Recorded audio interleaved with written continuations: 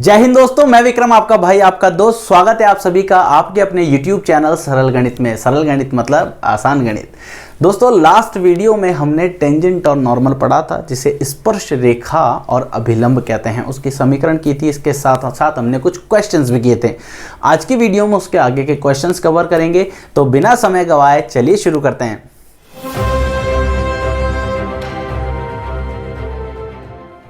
प्रश्न संख्या 8 आपको दिया गया है। यहां पर स्लोप जो है उसका मतलब होता है ढाल। अगर मैं स्लोप बोल रहा हूं तो आप बिल्कुल समझ जाइएगा कि मैं ढाल की बात कर रहा हूं।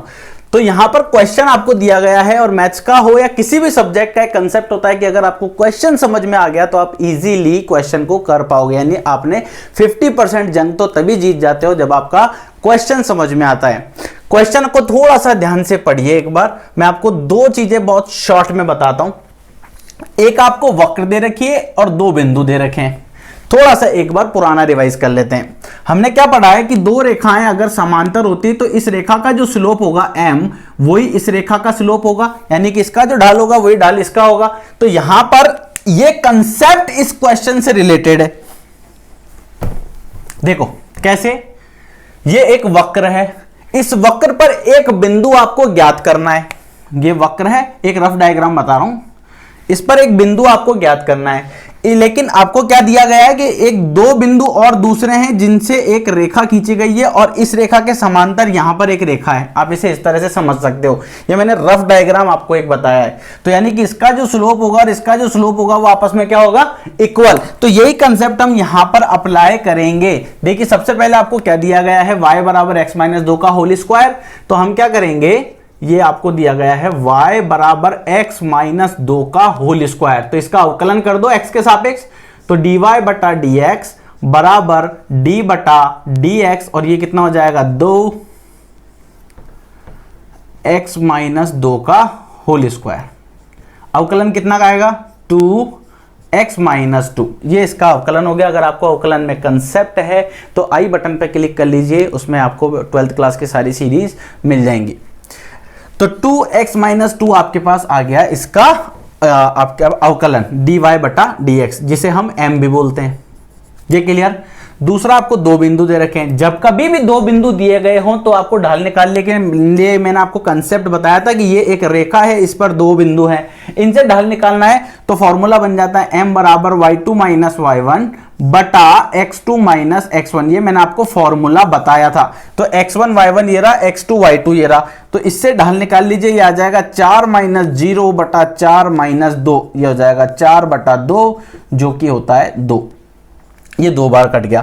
अब ये और ये आपस में क्या होगा, बराबर। तो हम इसे लिख सकते हैं 2x माइनस 2 बराबर 2। इस 2 को नीचे भेज दो, तो ये x माइनस 2 बराबर 2 बटा 2। ये कट गया एक बार। तो x बराबर कितना हो जाएगा, 1 प्लस 2, यानी कि x का मान हो जाएगा 3। अब ये x बराबर जो 3 आपने लिखा है, इसे आप रख दीजिए उस वक्र पे। यानी कि इसका मतलब हुआ कि इस बिंदु को इसमें रख दीजिए, यानी x बराबर 3 को इसमें रख दीजिए। तो y बराबर ये आ जाएगा 3 माइनस 2 का होल स्क्वायर। तो y बराबर 3 में से 2 गया 1, और 1 का स्क्वायर होता है 1। इसका मतलब है कि एक बिंदु हो गया 3, और 1 जो है वो उस वक्र पर बिंदु होगा। क्या आपको समझ आया? वीडियो पसंद आ रहा हो तो like, subscribe, share and comment करना ना भूलें। वापस देखिए क्या करना था। एक बिंदु है, वो बिंदु आपको ज्ञात करना है जो कि किसी वक्र के ऊपर है। वक्र का समीकरण आपको दिया गया था, और उस बिंदु के समानांतर, या बोल सकते हो समांतर जो है, एक रेखा है, स्पर्श रेखा, जो इन बिंदुओं से होकर गुजर रही है। जब दो रेखाएं आपस में समांतर होती है तो उनका जो स्लोप है वो भी आपस में इक्वल होता है। तो हमने क्या करा, सबसे पहले पहली समीकरण से dy बटा dx ज्ञात करा।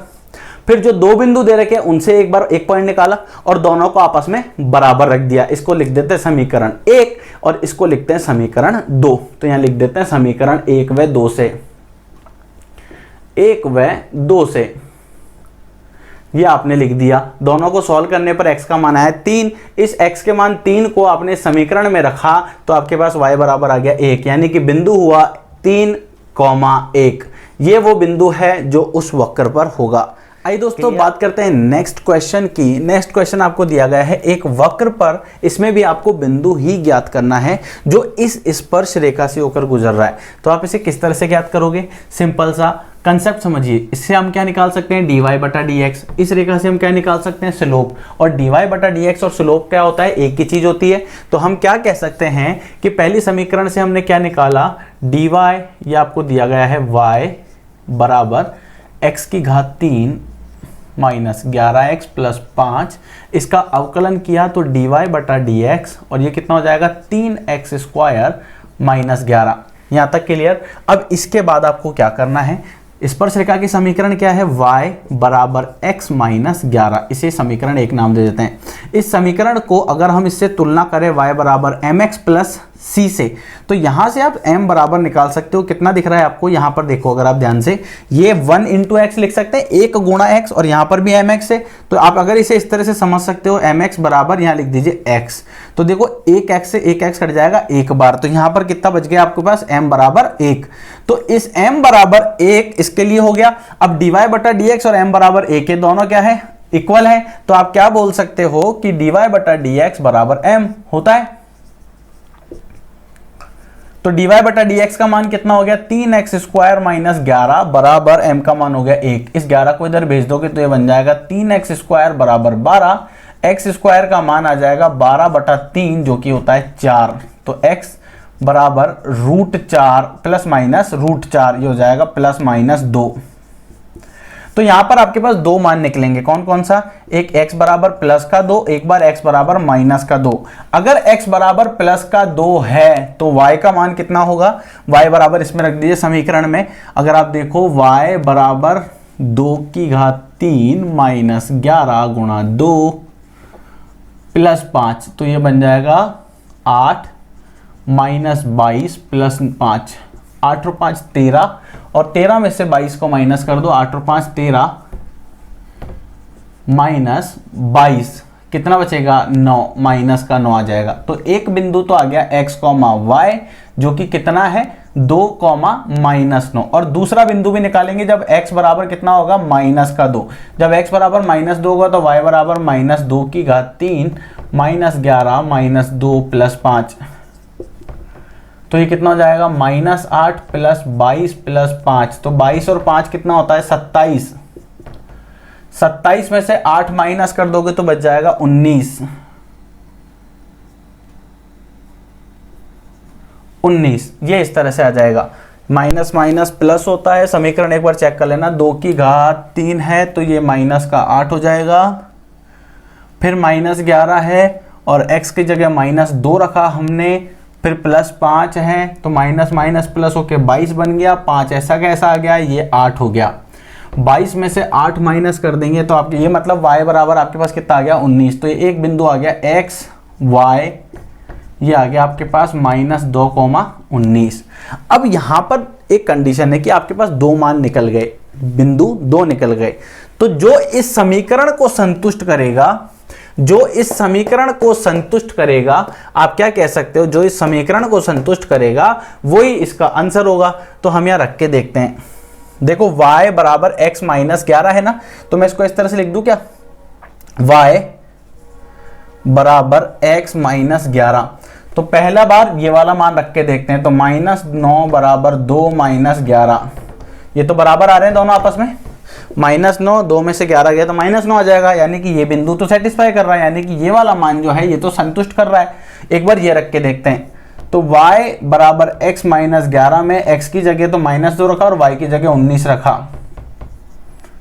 y की जगह 19 माइनस, यार इनको अगर सॉल्व कर रहे हो तो ये आपस में बराबर नहीं आ रहे हैं। इसका मतलब है कि इस कर्व पर जो बिंदु होंगे वो ये वाले होंगे, यानी कि -2, 2, -9, 2 कॉमा -9, ये वाले जो बिंदु हैं वो उस कर्व पर होंगे, वो उस वक्र पर होंगे। क्लियर? वापस बताता हूं हमने क्या किया। जो आपको समीकरण दी गई थी, समीकरण से आपने क्या निकाला, dy/dx। जो स्पर्श रेखा दी गई थी उससे आपने क्या निकाला, dy/dx, जिसे हम m भी बोलते हैं। फिर उसकी तुलना करके आपने m का मान निकाला और इन दोनों को आपस में क्या किया, बराबर करने के बाद तो सिर्फ 100 लेके आया और कुछ कंसेप्ट आपको ध्यान नहीं रखना। आइए दोस्तों बात करते हैं नेक्स्ट क्वेश्चन की, जो कि आपके एग्जाम के पॉइंट ऑफ व्यू से बहुत ज्यादा इंपॉर्टेंट है। क्वेश्चन आपको दिया गया है -1 प्रवणता वाली सभी रेखाओं का समीकरण ज्ञात कीजिए जो इस वक्र को स्पर्श करती हो। अब यहां पर सेम क्वेश्चन है, दोनों इसमें आपको m दिया गया है, इससे dy/dx निकालेंगे, दोनों को बराबर रख देंगे, आपका आंसर आ जाएगा। यहां पर अगर आपको बेसिक कंसेप्ट नहीं पता तो आप इसमें गलती कर सकते हो। बेसिक कंसेप्ट कैसे, जैसे आपको पता होना चाहिए मुंह जबानी 1/x का y बराबर 1/x है, इसका अवकलन क्या होता है, dy/dx बराबर -1/x² होता है। ये कहाँ से आया, ये मैंने आपको वीडियोस में बताया है बहुत बार। करने का तरीका क्या है, सेम, dy/dx बराबर d/dx, इसको मैं लिख सकता हूँ x की घात -1, यहाँ पर फॉर्मूला बन गया x की घात n वाला, nx n-1, तो nx n-1, तो ये बन जाएगा -1 x की घात -2, तो -1/x², ये इसका अवकलन होता है। तो यहाँ पर मैंने ये सब सिखाने के पीछे का कंसेप्ट देखिए, यहाँ पर क्वेश्चन थोड़ा सा मुझे इस फॉर्मेट में दिख रहा था, y बराबर 1/x-1, तो इसका अवकलन हो जाएगा dy/dx बराबर -1/x-1 का होल स्क्वायर। ये आपके पास आ गया। m बराबर आपको दे रखा है -1, ये 1 हो गया समीकरण, इसको 2 मान लेते हैं, तो 1 व 2 से -1/x-1 का होल स्क्वायर बराबर -1, ये आपको यहाँ पर दिया गया है। माइनस से तो माइनस कट गया, इसको यहाँ शिफ्ट कर दो, तो x-1 का होल स्क्वायर बराबर हो गया 1, तो x-1 बराबर ±√1, जो कि होता है ±1। तो अगर अब यहाँ पे 2 केस बनते हैं, x-1 बराबर +1 ले लो एक बार, x-1 बराबर -1 ले लो। जब -1 ले लिया, इसको यहाँ शिफ्ट कर दोगे तो x बराबर 2 बन जाएगा, और इसको जब मैं यहाँ शिफ्ट कर दूंगा तो प्लस का हो जाएगा और x बराबर 0 आ जाएगा। ठीक है, जब x बराबर 2 है तो y बराबर कितना होगा, वो इस समीकरण में रख दीजिए, 1/2 - 1, तो ये हो जाएगा 1/1, यानी y का मान 1, तो बिंदु हो जाएगा आपके पास 2, 1। ठीक है, इसी तरह से एक आपके पास ये बन जाएगा, जब x बराबर 0 हो तो आप देख सकते हो y बराबर 1/0 - 1, ये आ जाएगा -1, इसको मैं डायरेक्ट लिख देता हूँ -1। तो आप यहाँ देख सकते हो ये मान आपको मिल गया। तो 2 बिंदु आपको यहाँ प्राप्त हुए हैं, 2,1 और 0,-1, यहाँ तक क्लियर। तो अब जब आपको पॉइंट पता लग गए तो आप इजीली इक्वेशन निकाल सकते हो, क्योंकि कंसेप्ट के अंदर मैंने आपको बताया था। ये आपको पॉइंट पता लग गए, एक पॉइंट ये रहा, एक पॉइंट ये रहा।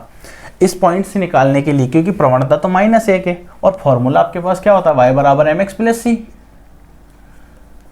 प्रवणता पता है तो डायरेक्ट निकाल सकते हो। समीकरण निकालने के लिए y - y1 बराबर mx - x1, ये फॉर्मूला होता है। तो y - y1 कितना है, इस वाले की बात कर रहा हूँ, 1, m कितना है -1, x - x1 कितना है 2, तो y - 1 बराबर -1 + 2, तो x + y - 1 - 2 बराबर 0, तो x + y - 3 बराबर 0। एक समीकरण तो ये बन गई, और एक समीकरण क्या बन जाएगी, ये वाली। तो y - y1 बराबर m कितना है -1, x1 कितना है 0,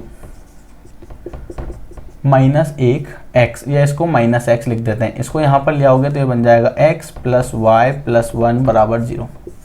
इस तरह से आपको 2 समीकरण मिल जाएगी, एक समीकरण x + y -3 बराबर 0 है और एक समीकरण आपके पास x + y + 1 बराबर 0 होगी। दोस्तों इस वीडियो में फिलहाल इतना ही। नेक्स्ट वीडियो के इसके जो क्वेश्चंस हैं, आगे के 2-3 क्वेश्चंस, वो एक जैसे क्वेश्चंस हैं, उनको आप एक बार ट्राई करोगे, नहीं होते कमेंट सेक्शन में बता सकते हो। मेरे नंबर नीचे चल रखे हैं जिस पर आप मुझे व्हाट्सअप कर सकते हो कि सर मुझे इस पर्टिकुलर क्वेश्चन में प्रॉब्लम आ रही है। इस वीडियो में फिलहाल इतना ही। नेक्स्ट वीडियो में आपसे फिर मुलाकात होगी इसके आगे के क्वेश्चन के साथ। तब तक के लिए स्वस्थ रहिए और मस्त रहिए। इजाजत दीजिए, अगली वीडियो में फिर मिलते हैं। Bye bye, take care and have a good day.